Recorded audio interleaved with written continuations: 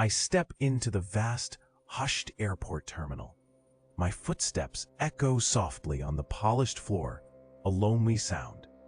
My gaze falls on the massive digital departure board, its glowing text a beacon in the quiet. I walk closer, my fingers brushing the cool, dark metal frames surrounding the display. I read the destinations listed: Eiffelgard, Xylos, Viridian Reach. These are not places I recognize, not real cities on any map I know. My hand drifts across the large, softly glowing flight display, tracing the luminous letters. Unfamiliar cities like Eriador and Xylos relentlessly scroll, destinations that do not exist on any known map. I tap the cool screen, feeling the unresponsive surface beneath my fingertips. Each listed flight shows a gate number, yet no destination rings true in my searching mind. A colleague, Alex, appears from a shadowed walkway nearby, moving slowly. Alex's eyes are wide and distant, staring past me at nothing in particular. This place has its own deep memory, Alex murmurs, their voice a dry, hushed whisper. It truly decides where you go, not you. Alex then steps behind a broad support pillar, vanishing before I can even begin to respond. A deeper, almost profound silence descends, making the vast terminal hall feel suddenly hollow and immense. The distant hum of the building fades, replaced by an unsettling, almost breathless quiet. I pull my hand from the screen, observing the strange, pervasive stillness now. My footsteps echo loudly as I turn, slowly walking towards the nearest departure gate. The gate numbers on the archways look noticeably older, their once bright colors muted and faded. The air feels heavier now, charged with a sense of immense, unmoving, and patient time. I step forward, pressing my palm flat against the vast, illuminated flight display. A faint hum resonates through the cool glass, a steady, low vibration against my skin as I observe. The names of unmapped cities drift across the black background, each entry a quiet whisper of a place that is not yet profoundly listed. My gaze falls upon Xylos, a destination now flickering with a curious, ethereal blue light. A low, soft cough sounds just beside me. I turn my head slowly, finding a figure in a faded gray airport uniform standing there, almost perfectly blending with the muted terminal wall. He does not meet my eyes, instead staring intently at the shifting lines of data. His voice is flat, almost a murmur. The doors only truly open when the times align perfectly, and only then, he says, then pauses, a peculiar tension in his shoulders. Before I can formulate a response or ask for clarification, he simply turns and walks away, his footsteps silent on the carpeted floor, vanishing around a distant, echoing pillar, as if absorbed by the quiet. I return my full attention to the screen, a sharpened focus gripping me. The listed departure time for Xylos now rapidly shifts from 0:30 p.m. to 09 a.m., then back again, faster than any mechanical glitch could manage. Other flights across the board begin to show similar chaotic shifts in their schedules, the numbers on the display behaving with an impossible, erratic will. One destination, Null Sector, now displays its arrival time as simply undefined. I trace the edge of the screen with my finger, feeling a peculiar warmth radiate from the panel where undefined is shown. The chill in the air around the massive information board deepens, making the fine hairs on my arms stand upright. A subtle, low tremor runs through the floor beneath my feet, a resonating pulse that seems to originate directly from the display itself. The listed gate for Null Sector momentarily displays a single, strange, geometric symbol before reverting to an empty dash, then undefined again. I walk towards the large departures board, my steps quiet on the polished floor. I reach out and press my fingertips against its cool, smooth surface, feeling a faint vibration. The digital display lights up the vast, empty terminal with an eerie, steady glow. Each listed flight shows a city I have never heard of. Destinations pulled from a dream. "Going somewhere, TVERO?" a voice asks, making me turn slightly. It is Anya, my coworker, casually leaning against a nearby pillar, humming a tuneless melody. She stares at the board with a peculiar smile. "Those flights never really take off, you know." Before I can ask what she means, Anya pushes off the pillar and simply walks into the shadows beyond the boarding gates, disappearing instantly. I turn back to the departures board, my brow furrowed with a mild curiosity. The listed departure times for Viridian Spires flash from 10:15 p.m. to 10:16 p.m., then back to 10:15 p.m. in a rapid, impossible loop. Other flights, like the one to Skywatch Citadel, show on time for hours, yet the minute hand on the terminal clock visibly jumps. I run my hand along the bottom edge of the board's metal frame, noting its solid, unchanging presence. The constant, silent flicker of impossible itineraries fills my view. A strange sense of timelessness settles in the quiet air. I approach the central flight display, my gaze drawn to the familiar list of impossible destinations. My fingers brush the cool, smooth surface of the screen as I lean in closer. A new column has appeared, labeled Arrivals. It was not there before. The cities listed are still unknown, but now they are coming back. The first entry shows Ethelberg, marked as arrived. The time reads 12 a.m. yesterday.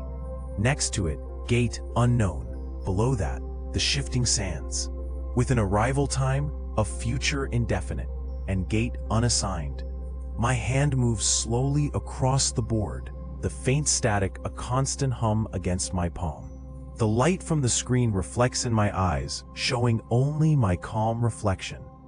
I move my head, catching the angle differently, ensuring I am seeing correctly. The departure section remains, but its listings now seem less urgent, overshadowed by these impossible returns. The gate numbers for the arriving flights blink faintly, then vanish entirely from some entries. This new development, the idea of arrivals from these non-places, adds a layer of quiet dread. The loop feels tighter now, a strange echo of things that never were, now coming home. I notice a strange shimmer on the large departure board in front of me, a subtle distortion catching my eye. My hand reaches out slowly, pressing gently against the cool, smooth surface of the screen. The cities listed on the display begin to flicker, their impossible names dissolving and reforming with each quick blink. Aethelgard shifts into Xylotian Prime, then Viridia 7, then another unrecognizable sequence. It is a rapid, unstable churn of pure fiction, a stream of consciousness for locations that cannot exist. Each new name registers as a quiet hum in my mind, a placeholder for destinations I have never heard. I lean closer, my reflection wavering amidst the chaotic, shifting text. The date numbers, too, are now in constant flux, defying any fixed reality or logic. One moment, Gate 14 shows next to Samaria, and the next it is Gate 93 for Zarfis Omega, then Gate 2 for Elysium Deep. There is no pattern, just an endless, frantic dance of data that mocks conventional travel. I trace a finger over the glass, feeling the faint, rhythmic vibrations of the impossible changes. My fingertips detect a low pulse beneath the surface. This place is becoming less like a functional airport terminal and more like a pure projection, unable to settle on a single, coherent identity. The air itself feels thinner here, stretched taut across these non-locations, holding its breath. I step back slowly, letting my hand drop from the surface, a faint echo of the vibration lingering. The board continues its frantic performance, a glowing window into nowhere, a constant, dizzying loop of fantasy. The anomaly is no longer just the names, it's the instability itself. My gaze drifts back to the massive flight display. A strange shimmer now pulses across its vast surface, a new kind of visual static. I step closer, drawn by this unusual activity, reaching out to touch the cool, smooth glass of the screen. The listed destinations begin to rearrange themselves in new, unsettling patterns, not just changing text, but shifting entire structural elements. Columns of cities and flight numbers slide vertically, then horizontally, as if the whole grid is a digital puzzle, constantly solving and resolving itself without any logical endpoint. One row shows perpetual dawn, then instantly shifts to the whispering archive, then disappears completely into a void, leaving a temporary blank space where information should be. The departure times, which once listed numbers, now often read ongoing or indefinite, adding a heavy layer to the feeling of endless, undefined waiting. I press my palm flat against the screen, feeling a faint, almost imperceptible hum beneath my fingertips, a resonance I haven't noticed before. The soft, artificial light from the display casts an ethereal, ever-changing glow on my hand and sleeve. My breath mists for a brief moment on the cold glass as I observe this. I slowly pull my hand away, watching the display continue its ceaseless, illogical dance of places that cannot be found on any map. This ongoing, grid-level transformation of the board itself, rather than just the destination names, marks a significant change in its behavior. The gate numbers, too, are cycling through ever-stranger, impossible numerical sequences, never settling on a single fixed location for more than a few seconds. I lean closer to the large flight display, a faint hum now audible from its inner workings. My eyes scan the rows of impossible destinations, searching for patterns amidst the chaos. I reach out, pressing a flattened palm against the cool, smooth glass of the display. A new entry appears without a flicker, simply materializing on the bottom row. Null gate departures. Below it, another reads, Echo Chamber, Gate Z. No times are listed for these, only dashes fill the slots, an absence that feels profound. The usual airport chatter is absent, replaced by the low drone of the display itself, a sound that vibrates through the floor. The terminal feels vast and expectant, holding its breath in the dim light. I trace the words Null Gate with my index finger, feeling the subtle vibration of the screen beneath my touch. The meaning of these new additions eludes me. They are more abstract, less like fantastical cities, and more like concepts now. My hand feels a slight warmth from the glass now, not cold as before, as if the display itself is generating heat. The destinations continue their silent march across the screen, an endless, unstopping parade of non-places. I stand here, watching, a quiet observer in this endless loop, wondering at the nature of these new entries. The light from the display casts a pale glow on my face, illuminating my own confused reflection. I press harder against the screen, trying to understand the source of the warmth, searching for an answer in the glowing pixels. My breath fogs briefly on the surface, then vanishes, swallowed by the still air. I consider the implications of a gate leading nowhere, a chamber echoing only silence. These new names suggest a different kind of journey, one beyond physical space. I walk closer to the large departures board, my gaze fixed on the endless scrolling text. My right hand finds the strap of my backpack, adjusting its weight against my shoulder as I lean forward. The digital flipboard shimmers with a faint clicking sound, displaying flight numbers and gates that constantly shift. Flight BA703, destination Xylos Prime, shows boarding at Gate O. Another entry, AF229 to Viridia 7, lists undetermined from Gate Infinity. These names are not in any geographical index, nor any historical record I know. I actively search for a familiar destination, but none appear.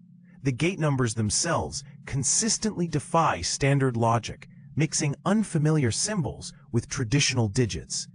I observe for several minutes, reading each line as it cycles, noting the board's quiet, hypnotic rhythm. A flight to Etheria 9 is set to depart from Gate Psi, its status showing imminent for many cycles. The low, constant hum of the terminal resonates faintly beneath my feet. I shift my stance, moving slightly left, trying for a clearer view of the upper rows. The destinations on the board continue to morph, never resolving into anything recognizable. Each new entry feels more deeply disconnected from reality than the last. I instinctively tighten my grip on my backpack strap, finding small, comforting pressure. The board refreshes once more, presenting another impossible city and an inscrutable gate assignment. I trace the outline of a faded, generic airport sticker on my backpack's side pocket, a solid detail in this fluid space. A quiet, perpetual waiting hangs in the air for flights to places that do not exist. I walk slowly toward the towering flight display board, my gaze fixed on its shifting pixels and strange city names. My fingers brush against the cool, smooth surface of a nearby railing as I approach the main departure screen. The digital listings hum, showing Etheria, Lumina, and Port Starlight as always. Then a single line on the board goes completely blank, a stark, momentary void in the pattern. It quickly refills, not with a new city, but with pulsing white dots leading to Departure Gate Null. This new entry feels different, less like a place, and more like an instruction for an unknown journey. I reach out and lightly tap the display glass, a faint static passing through my fingertips upon contact. The pulsing dots brighten subtly under my touch, holding their glow briefly before dimming again. A low, continuous hum now emanates directly from the display, barely audible yet distinctly present. This sound was not there before, adding quiet tension to the vast, empty terminal. I trace the outline of Null with my index finger, feeling a sudden chill settle around my hand. The air feels thinner here now, a gentle, constant pressure against my eardrums. The other flights remain static, their impossible names unchanging, but that one line demands my full focus. It implies a journey without a destination, a pure abstraction. I pull my hand back from the cool glass, feeling a quiet, magnetic pull from the luminous screen.